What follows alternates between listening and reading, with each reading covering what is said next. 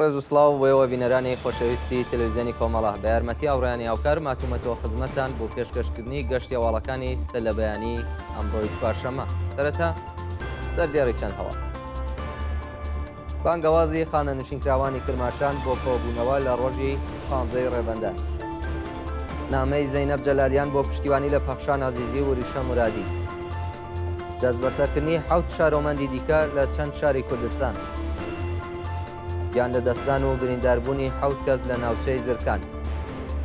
53هەمین هەفتەی کارزاری سێشەمانەی نابۆی ئەدام و دابەزینی 400 لە سەدی حەقدەستی کرێکاران لە 10 ساڵی ڕابردوودا.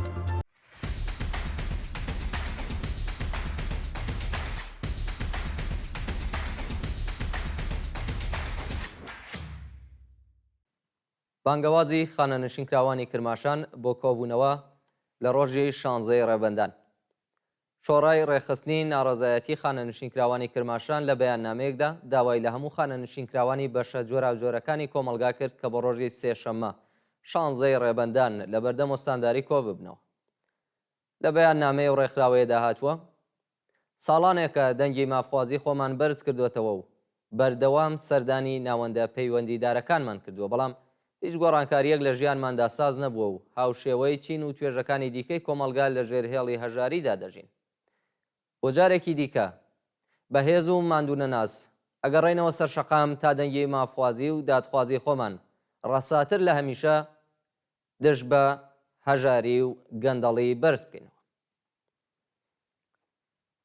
نامەی زەینەب جەلالیان بۆ پشتیوانی لە پەخشان عەزیزی و وریشە مورادی. زەینەب جەلالیان بەندکراوی سیاسی ڕاگیراو لە زیندانی یەست کە 17هەمین ساڵی بەندکرانی تێپەڕ دەکات. لە نامەیەکدا وێڕای پاڵپشتی لە پەخشان عەزیزی، وریشە مورادی و بەندکراوانی سیاسی دیکە خوازیاری هەڵوەشانەوەی حکمی ئەعدام بوو.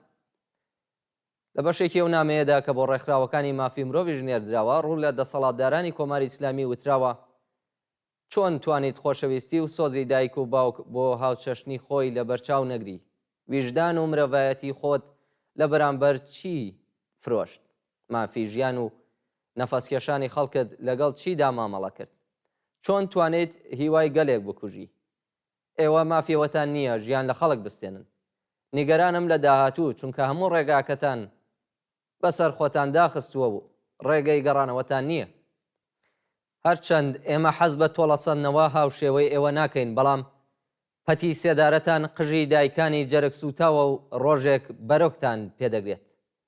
پەخشان و وریشەی خۆشەویست، پێشتر ئێوە بە قەڵەمی دەستانەوە دژ بە سزای سێدارەی من و هاوڕەکانم نووسراوەتان بڵاو کردەوە، بەڵام ئەمڕۆ خۆتان بەیەدام مەحکوم کراون. پەشۆکاوم لە کۆمەلگایەک کە خەڵاتی مرۆڤایەتی بە سوکایەتی و سێدارە داتەوە.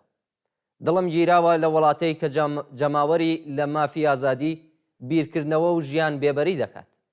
حکمی ئەعدام بە هەموو هێز و توانامەوە شەرمەزار و داوا لە هەموو ژنان، ئازادی خوازان و ڕێکخراوەکانی مافی مرۆڤ دەکەم لە بەرامبەر سزای نامرۆڤانەی ئەعدام هەڵوێز بگرن و ڕێگە نەدەن گەنجانی وڵاتەوە بە ئاسانی لە سێدارە بدرێن.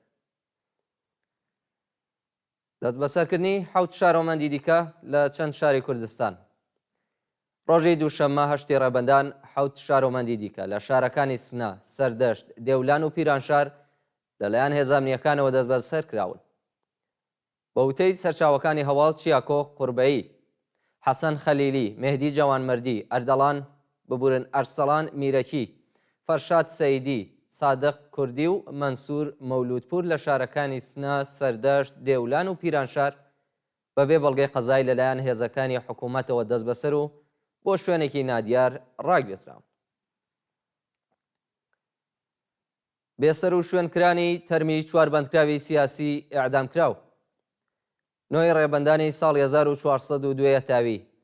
حکمی ئیعدامی 4 بەندکراوی سیاسی بەناوەکانی موحسین مەزلوم، محەممەد فەرامەرزی، وەفا زەربار و پژمان فاتحی لە زیندانی ڕەجای شاری کەرەت جێبەجێکرا و پاش ساڵێک هێشتا شوێنی ئەسپەردەکردنی تەرمەکانیان دیار نییە. حکمی لە سێدارەدانی و 4 زیندانیە سیاسیە لە کاتێکدا جێبەجێکرا کە 1 ڕۆژ پێش بەڕێوەچوونی حکومەکە و دوای 19 مانگ ناڕوونی چارەنووسیان یەک جار و بۆ دوایین جار لەگەڵ بنەماڵەکانیان دیدارێکی کورتیان ئەنجامدا.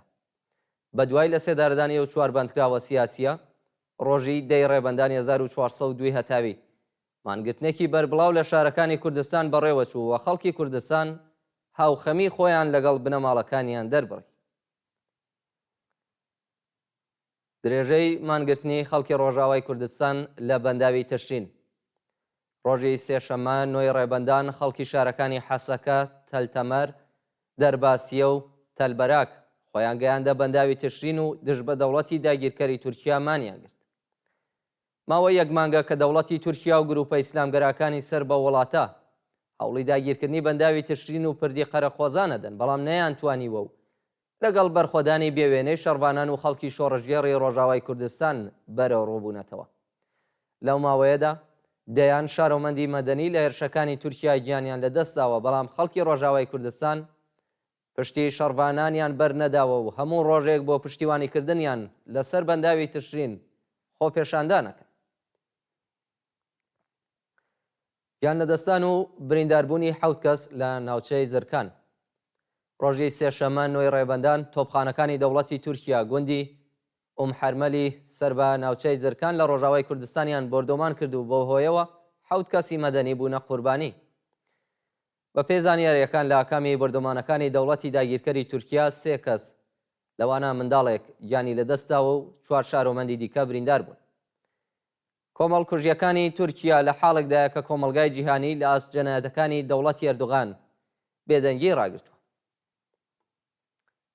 53مین هەفتەی کارزاری سێشەممانەی نابۆ ئەعدام ڕۆژی سێشەممە نۆی ڕێبەندان بەندکراوانی سیاسی 34 بەندیخانەی ئێران بۆ 53مین هەفتەی بەردەوام دژ بە ئەعدام مانیان کرد. بەندکراوانی مانگرتوو لە بەیاننامەیەکدا ڕایانگەاندووە کە کۆماری ئیسلامی لە یەک ساڵی ڕابردوودا زیاتر لە 1000 کەسی لە سێدارەداوە و تەنیا لە مانگی بەفرامباردا 110 بەندکراوی ئەعدام کردووە. کارزاری سێشەممانەی نابۆ ئەعدام کارزارێکی گشتگیرە و داوا لە هەموو چالاکانی سیاسی، مەدەنی، ڕێکخراوەکانی مافی مرۆڤ دەکەن پەیوەست بەو کارزارە بن و هەنگاوێک بۆ هەڵوەشانەوەی سزای سێدارە لە ئێران هەڵبگرن. ڕەمزی سەرکەوتنمان یەکڕێزیمان.